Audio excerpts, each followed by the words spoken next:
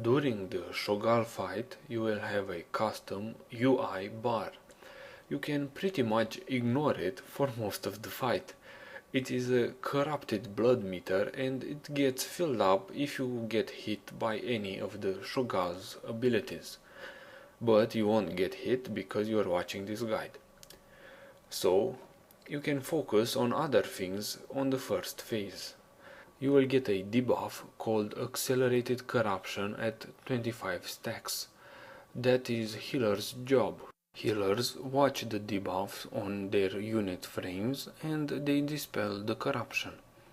Stay grouped up behind the boss as he does a cone attack. Periodically, a couple of your raid members will get mind controlled.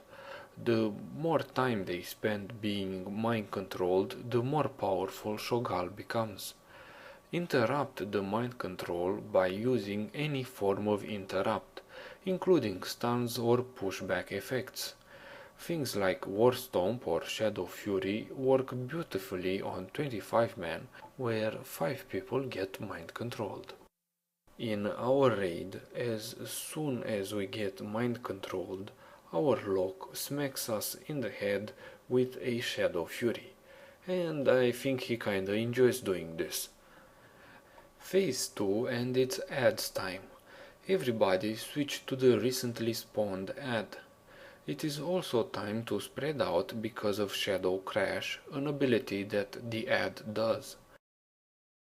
Priority is to interrupt people that are getting mind controlled, because you are now spread out and it is more difficult to achieve this with area of effect abilities.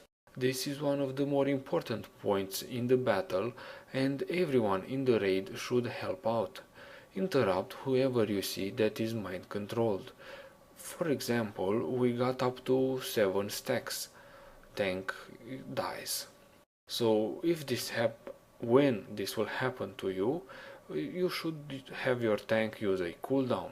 When he dies, off tank should pick up the boss, use a cooldown also and try to survive long enough for the buffs to fade.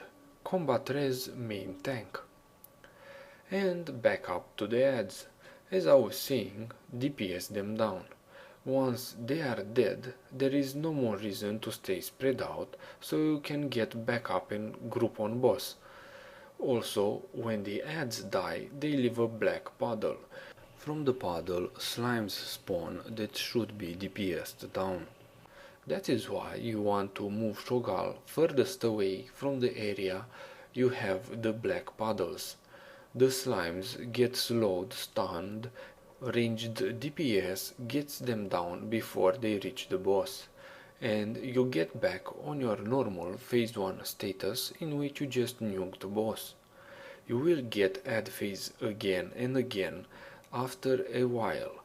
Another ad, another black puddle. Another black puddle, another set of slimes, only here's the catch.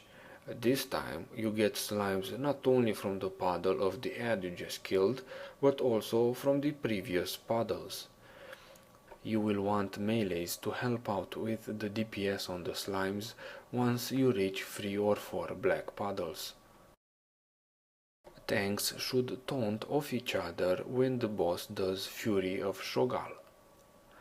At 25%, phase 3 begins and this is the hardest part of the battle. Save major healing cooldowns for this phase. Remember that bar that I was telling you about in the beginning? Well, now it starts to grow. Dispel people that are getting corruption. Above 50, you might get a debuff that will make you start throwing up on other people. You have 5 seconds time to react when you get this debuff. Please get out of the raid and look the other way. When you have the Tentacles, they reduce your DPS by 75%, so you absolutely have to take them down. Cleave and mass AoE them down. We don't all go to the same tentacle, so we can interrupt them. Each player interrupts another tentacle.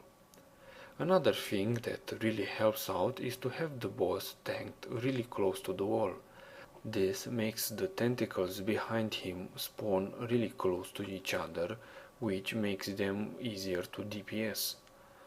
The last phase is really hard, but if everyone in your raid has watched this video, I'm sure you will manage to get him down. This has been a guide from lovetoplaywao.com. I do need your support so that I can keep on making videos.